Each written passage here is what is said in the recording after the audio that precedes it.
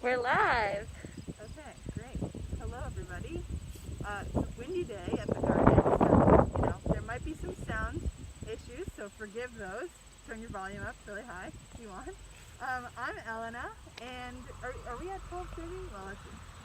12:29. So, a minute to spare.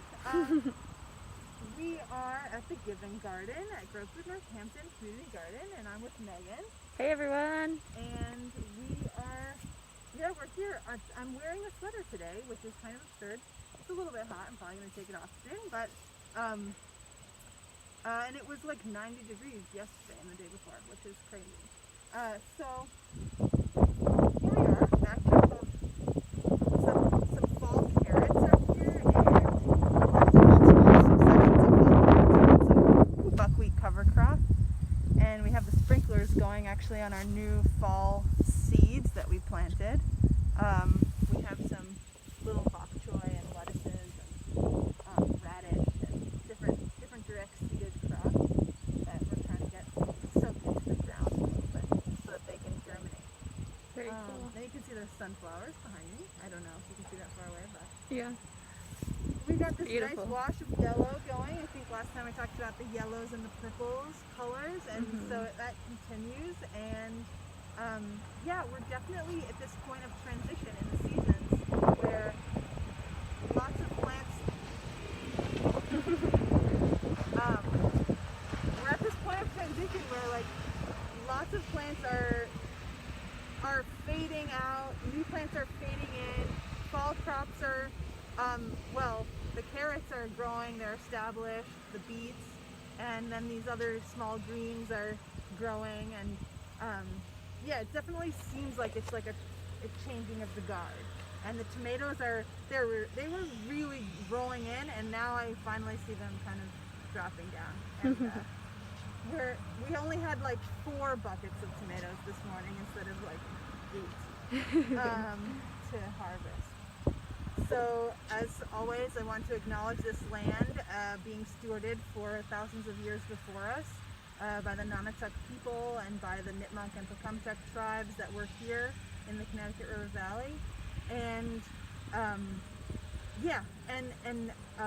we're going to be looking at some plants at our little neighbor farm right here. I know, right over here. And some of the herbs that she grows here that have been used traditionally in this place for a long time. So that's the Giving Garden today. And so here we are at this edge. We're at this edge of the Giving Garden, Grovewood Northampton. We're at this edge. Sawmill Herb Farm has leases some land here as well as on the other side of this parcel that you can't really see, but beyond the sunflowers and beyond the 310 community garden plots. And so Sawmill Herb Farm is here, and then Diego at Song Sparrow Farm is here. So we've got this really cool, and then we have the road, and we have this, we have this nut hedgerow here with some chestnuts, which I did explore in a previous video, and other trees along the edge. So edges are so important. They're so important in ecology and systems thinking about how different things merge. They're important in thinking about social habitats and the ways that people engage with each other. And so I'm always trying to learn from what grows at the edges, what pushes our individual edges, and I even think that this part of the season, we're at mid to late August right now. That's definitely an edge. Like here we are at this edge of summer, and we're fading into a new part of the season. I mean, maybe like the early fall, if I dare say that word yet. Your mask is very fall-like. Oh, it's true. Yeah. I wore an appropriate. I mean, not quite yet, but I've seen the first color. It's like the time when you see the first colors of some red maple leaves that were on the ground. I found a few, and so it's this edge here, which it feels like also what has to happen at an edge is we have to take care of ourselves. I've noticed that there's kind of this sense of like urgency that I notice about like, okay, have to get everything prepared, have to get all the tomatoes harvested, have to get them all delivered. Okay, who's making sauce? Who's canning? Who's doing this? Like, so that we can prepare. And that sense of urgency, like, it's kind of just, it's appropriate to this time. And also, I need to make sure that I'm taking care of myself to stay stable in my own self, even as the world is around me is changing. And we're also in a very strange time, you know, globally, historically, in this moment. So that's another reason that you know, we gotta keep ourselves stable. But yeah, but being here and kind of participating in this season as it unfolds and as it transitions into this new stage definitely helps. So have you been canning things? You know, I haven't been canning things, but I have been freezing things. Ooh, very Yes, cool. I make different kinds of sauces and meals using like farm produce and then freeze it. Very Not nice. much of a canner, but I aspire to be someday. So Are what's you? your method when you like freeze things? Well, I would prepare like a tomato sauce or like some kind of ratatouille type thing with eggplants and tomatoes and maybe summer squash, and then eat some or have some enough to have for a meal, but then also put it away in Ziploc bags or in like plastic Tupperware. Awesome. Yeah. Perks of having a basement freezer. So yeah, and I bet so many other people have different ideas of how they're preparing for the winter and, you know, taking stock of what they have and the abundance of the produce this summer, and also keeping in mind the changes to come, and it's going to get colder, and as we see, the tomatoes are definitely fading, and harvests are becoming less, so it just happens. Yeah. Megan's shaking her head. So it happens, and also then like the abundance of what's to come, like fall fruits and apples and pears and like nuts, and just like what happens in the fall is so beautiful. And like then, you know, there's the like more rare fruits like hardy kiwi, pawpaw. There's the things to come. There's a lot to come. There's autumn olives, which some people find, you know, which are invasive plants in that they do crowd out other species, but they also provide this amazing fruit that I really love to eat and have so many the health benefits and antioxidants. Are they around here? Maybe Yeah. tour to come? Yeah. Autumn olives. They're like an October tour. Yeah. All right. Yeah. So if we have time, let's just like go peek in Susan's sawmill herb farm.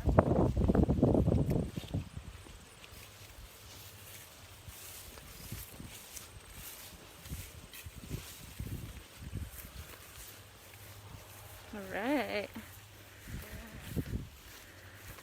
There's a lot going on here.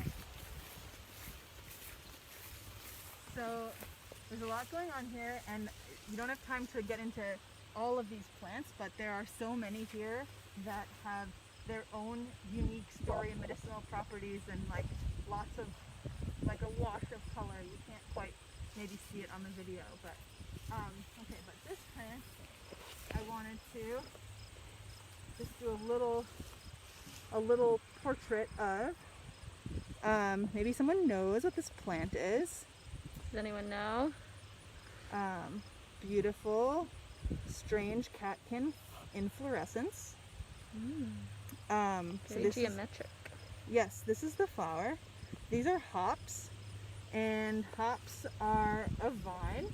But as I read, which is very interesting, did you go see Diego? Yep.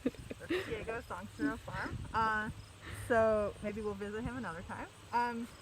So they actually can be called a bine, B-I-N-E, which means that it's a vine that twists. Oh. Just the way of growing pattern, and I had never actually heard that word before, so I was excited about that weird word. Maybe Fun it's not fact. weird, but so hops are a very cool plant. They are native to this area. They're native to like this northern climate. They grow in this very specific range. They call it the 48th parallel. So we're like, it's this particular latitude that gets the right amount of sun and also is cold for the right amount of time in the season. And so it's like Northern Europe and Germany and here in North America. And as people most commonly know them, they flavor and help with beer making. The aroma is amazing. We'll have to smell these. And you can't quite smell them through the mask, but really amazing. They have this like yellow resinous compound that is the part that creates the aroma and helps preserve the beer. Yeah, they are known as a nervous system relaxant. They have all these different compounds in them and essential oils, and I won't go into that whole depth of them of like what's inside them, but they're most commonly known for beer making and preservation, and they also have all of these medicinal qualities that have been used by native people to this area and throughout Europe over time to aid with sleep and rest and anxiety, mostly, and also many other things, also known as a diuretic. And yeah, you don't need to say all of the properties at the moment, but they're a beautiful plant. They smell awesome. They're known, so their Latin name is called Humulus lupulus, if I'm pronouncing it correctly. Humulus, unknown origin, but probably from the Low German or the Slavic word for to hop, and or to climb, something like that, and then lupulus for the word for small wolf. So they are climbing small wolf that basically like envelops trees.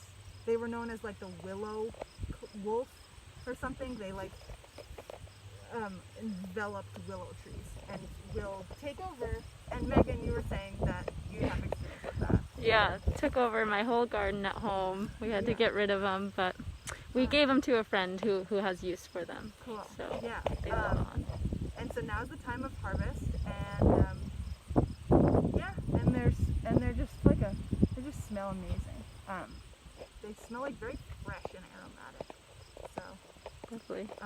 and I've never used them as medicine, but I know that you can make tincture out of them and add them to teas, and they're used often with this plant called valerian root, which is also for relaxing and sort of sleep aid. Very cool. Does that grow around here? You can grow valerian here. Yeah, cool. Susan grows some at Sawmiller Farm. Very nice. Yeah, and they love climbing on fences. Pups love it. So this edge here, this fence, allows for this ability for this plant to thrive. Amazing. And they're perennial. So I think that's it for today. And maybe we'll get to explore other plants that Sawmill has another week. And as the seasons continue to progress and change, we'll continue to explore what's flowering and blooming. All right. Okay. Have a good week, everyone. Yeah, Thanks, Ellena. Yeah, see you soon. Bye. Bye.